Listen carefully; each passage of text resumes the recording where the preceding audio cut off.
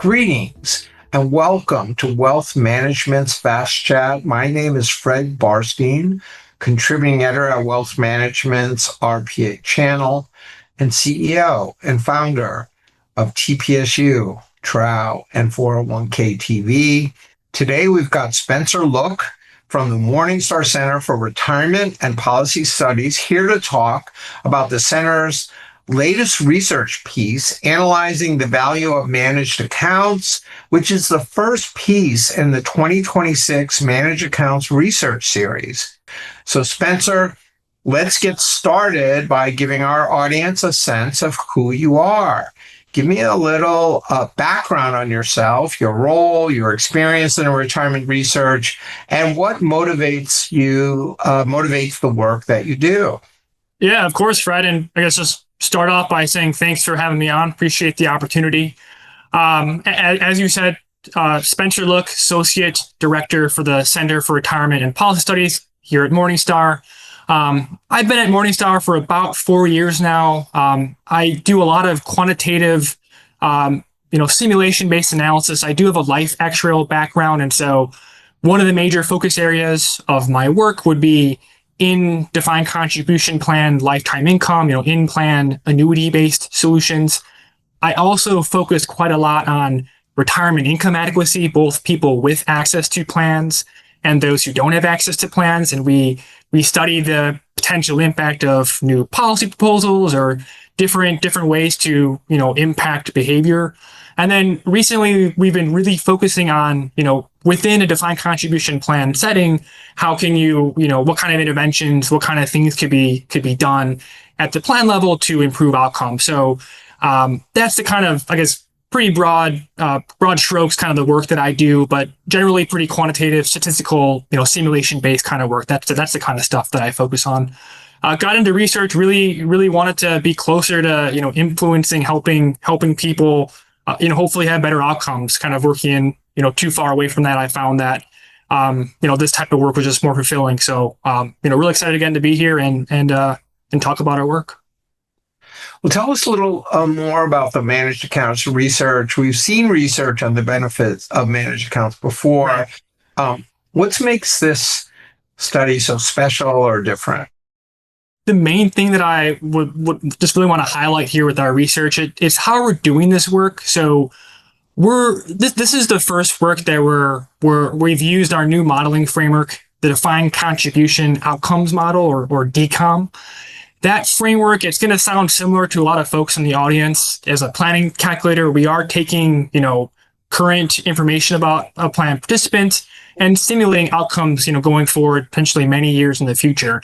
But what's different about DCOM is that we are not assuming, a rational saver or, a more simplistic assumption. We are reflecting real investor behavior in this analysis. So we're very fortunate to have, fit our behavioral statistical models on millions of plan participant observations across multiple years of data and across thousands of real plans. And so that, I think, is really powerful. And on top of that, with the way that we're doing these model builds, we're controlling for participant factors, we're controlling for plan design features in these behavioral models on top of whether or not someone is using a managed account.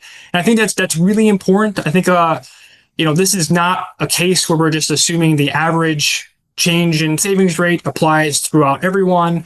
We are not assuming that, a point in time change persists indefinitely in the future. Our modeling abilities, that's going to be changing in general as someone gets older, as they might make more income, the type of plan they're in. I mean, if they're in a voluntary enrollment plan versus an auto enrollment plan with like a 3% initial deferral rate, that right there would be a big difference, but we are controlling for that importantly. So I think that's what really sets this analysis apart, or what makes this study, special. Great. So I'd love to hear about the goals and the key findings that stood out to you. Advisors hear about studies often, so if you could make it clear, practical, maybe concise, I think that would be beneficial. That sounds good. I'll do my best in the concise point right there. In terms of the research, I think there's probably three major themes that emerged as we were doing this, and the first one I think underscores the other points, other findings in our work. But we are seeing higher retirement wealth in general from those who are using managed accounts, and this is accounting for 40 basis point advice fee, which we felt was pretty reasonable. I know it varies in the industry across, can vary a lot, but felt that was a very reasonable assumption. And we are seeing higher wealth. I think a large part of this is due to higher savings rates. As I was mentioning earlier, we are accounting for differences in how old someone is, how much they make, how long they've been with the plan, the type of plan. So that's definitely a major driver of this, but also asset allocation differences in how people invest, especially for people who are self-directing or investing for themselves off the core menu. We're seeing that a managed account can, the asset allocation differences can especially be a driver in that case. So that's probably the first kind of major theme in the work. The second major theme would be that for earlier adopters, we're seeing larger gains from adopting a managed account. I mean that in a couple of different ways. So younger investors, shorter tenured plan participants, lower income, middle income participants, we're seeing larger relative gains. A lot of different factors, definitely some nuances to kind of go into all that. Would definitely hope and encourage folks to read our paper if, to get deeper into that, but felt that was a really interesting finding. And then the third major theme here would be that across different plan designs, we're seeing value from adopting a managed account. What we did is we kind of rolled up all the different more granular plan designs we have in our data set to a voluntary enrollment, auto enrollment, and then an auto enrollment with auto escalation. And we were seeing value across the board, though, of course, there's different magnitude of improvement. There's a lot of variation, but still, I thought that was really interesting, personally, a very interesting finding, especially that there's value with auto escalation. I know that's something that's been a talking point in the industry on the value proposition of managed accounts. Right. Let's move into what these findings mean for advisors as they help guide plan sponsors. Based on your research, what groups or plan designs could see benefits from managed accounts?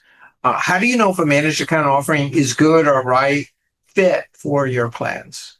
Yeah, another great question, Fred. I think I touched on this a little bit with some of the research findings, but we are clearly seeing value for younger investors, shorter tenured investors. By income level, there's clear patterns in our results. But I think a really important takeaway in our research is that there's just a lot of heterogeneity, or I should say variation, obviously at the participant level, but also at the plan level. And so for advisors, fiduciaries, plans that are thinking about this, I think you do have to do some type of plan-specific analysis to ultimately decide on, kind of work through all the different components of this, because there are some plans in our analysis that this worked really well. Clearly, overall, we're seeing value, but there's also plenty of plans where this wasn't adding a lot or didn't really help. So I think that's a really important takeaway in all this. I mean, we necessarily have to aggregate our results for this type of research report, but again, for folks looking at this on a real plan, a plan-specific analysis, I think is really important. Well, thanks, Spencer. So after this, what's next on the horizon for the center and its model? Another one, Fred. I like that question a lot. And again, I'll try to be concise. We have such a rich agenda right now. We are in the middle of our 2026 managed account research series. So we do have 3 more papers planned to come out. I think one per quarter, focusing on managed accounts. Probably the piece of most interest would be an analysis looking at how they could fit as a QDIA or qualified default investment alternative or a dynamic QDIA setting. That's something that just to be clear, this study should not be interpreted that way at all. So this will be a follow-up that we'll be looking at.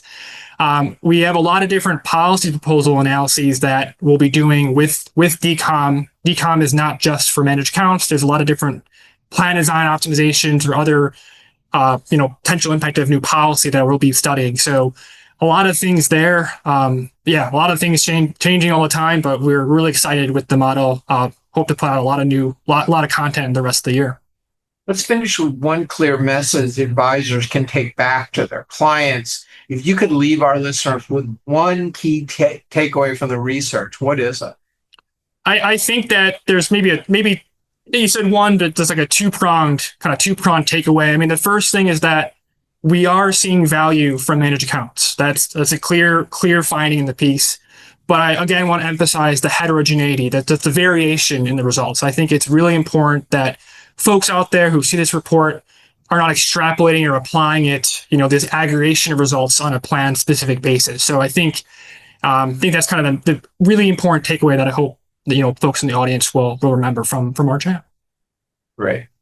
Well, that's all the time we have. Thanks for sharing your insights today. This kind of research helps give advisors a clearer picture of what drives real value and where they should focus their attention. It also helps cut through a crowded marketplace so they can help guide plan sponsors. Appreciate you taking the time to walk us through the findings and what they mean.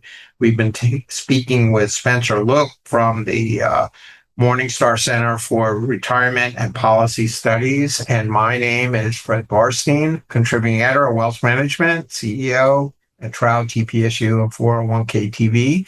And you've been listening and watching Wealth Management's Fast Chat.